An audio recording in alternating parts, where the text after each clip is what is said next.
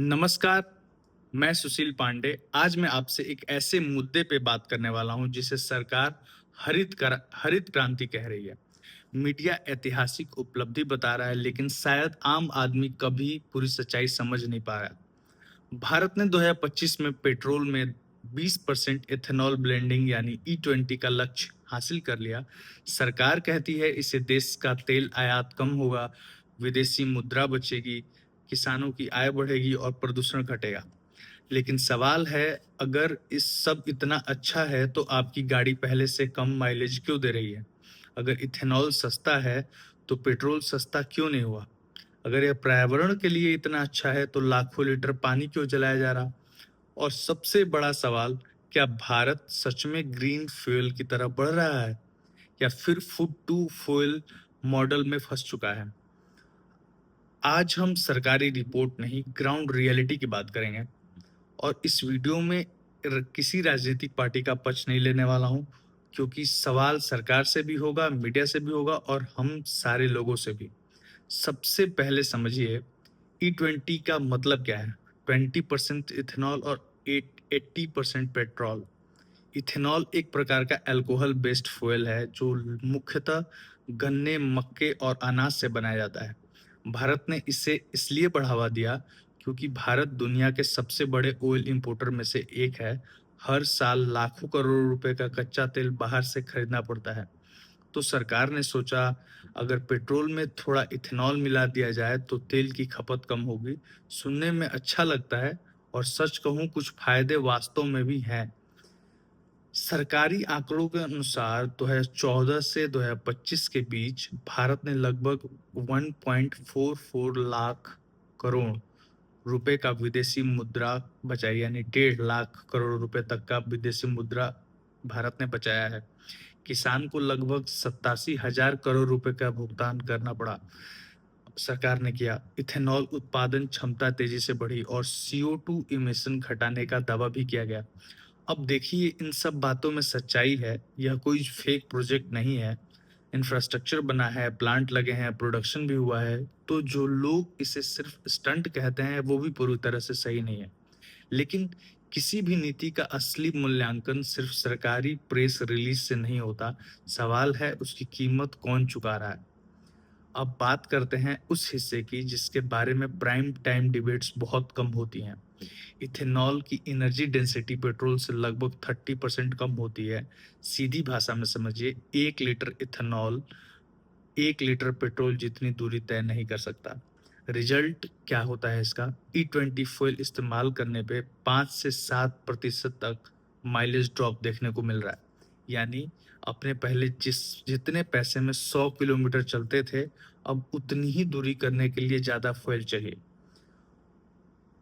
और यही वो हिडन कॉस्ट है जो खुलकर नहीं बताता।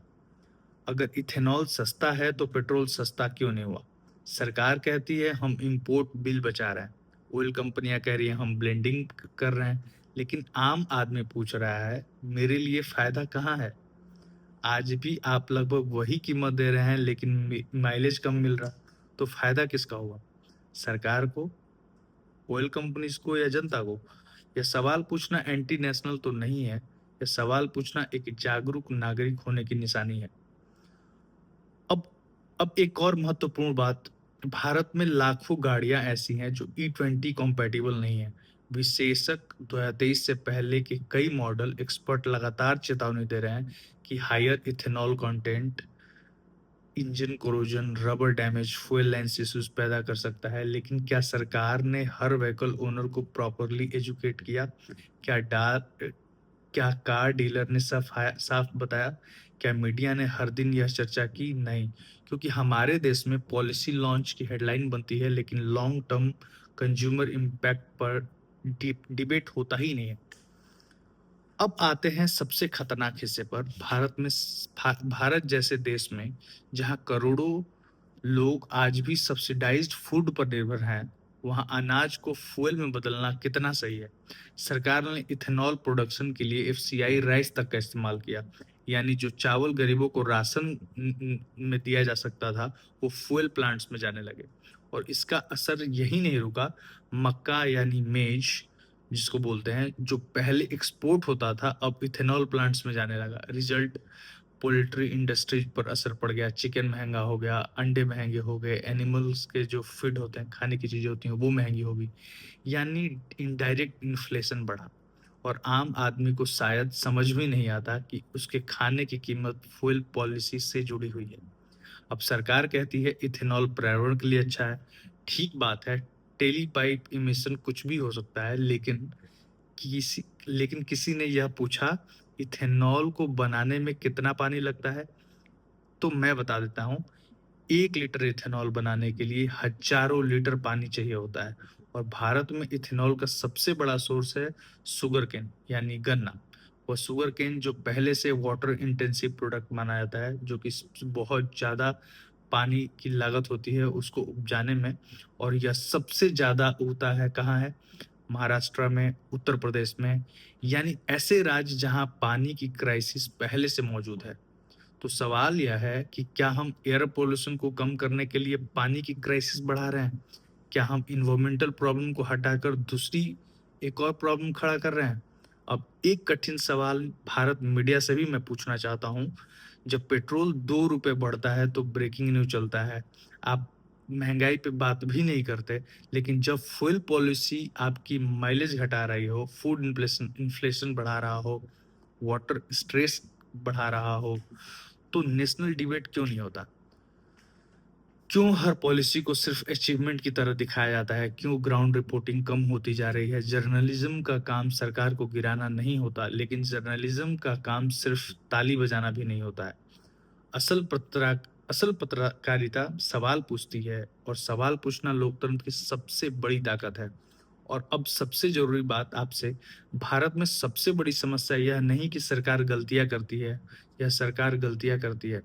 सबसे बड़ी समस्या तब शुरू होती है जब जनता सवाल पूछना बंद कर देता है।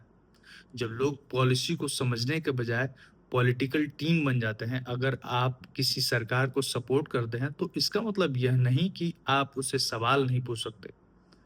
असल सपोर्ट वही है जो देश के भविष्य के लिए जवाबदेही मांगता है। ब्लाइंड सपोर्ट किसी भी लोकतंत्र को कमजोर बना ही देता है। तो क्या इथेनॉल पूरी तो हम क्या बात करते हैं, इथेनॉल पॉलिसी जो है पूरी तरह से गलत है? मैं ये नहीं कहूंगा कि पूरी तरह से गलती है। क्या यह पूरी तरह से सफल है? वो भी नहीं है। सच्चाई बीच में कहीं छिपी हुई है। भारत का ऑयल डिपेंडेंसी कम करना ही होगा। अल्टरनेटिव फ्यूल्स की जरूरत भी है, लेकिन अगर यह मॉडल फूड क्रॉप्स पर आधारित रहेगा तो भविष्य में फूड इन्फ्लेशन, वाटर क्राइसिस और कंज्यूमर बर्डन बढ़ सकता है। असल समाधान यह है इसका कि यानी अगर असल समाधान क्या हो सकता है इसका? सेकंड जनरेशनल इथेनॉल के हम बना सकते हैं, यानी कि एग्रीकल्चरल वेस्ट से, क्रॉप रेसिड्यू से, बम्बू से और गैर खाद्य स्रोतों से फ्यूल बना बना सकते हैं। लेकिन वह ट्रांजिशन अभी बहुत धीमा है, और जब तक वह नहीं हो पाता तब तक जनता को पूरी सच्चाई जानने का भी अधिकार है। मैं फिर कहूंगा, यह वीडियो किसी पार्टी के खिलाफ नहीं है। यह वीडियो सिर्फ एक सवाल है, क्या भारत विकास कर रहा है? हाँ, लेकिन क्या हम हर पॉलिसी की पूरी कीमत समझ रहे हैं? शायद नहीं। अगर आप लगातार इस देश में इमोशनल डिबेट से ज़्यादा ऑनेस्ट डिस्कशन होना जरूरी है, तो इस वीडियो को शेयर कीजिए, क्योंकि जागरूक नागरिक किसी भी लोकतंत्र के लिए सबसे बड़ी ताकत होता है। और हम और आप मिलकर के सरकार से जब सवाल पूछेंगे तो ही जाके सुधार हो सकती है। हम सरकार जो चुन कर लाते हैं तो उनकी पूजा करने के लिए नहीं लाते, उनकी वाहवाही करने के लिए नहीं लाते। हमारा कर्तव्य है सरकार से सवाल पूछना, और उनका कर्तव्य है जवाब देना और उस पे काम करना। तो धन्यवाद। ऐसी वीडियो देखने के लिए आप मेरे को फॉलो कर सकते हो।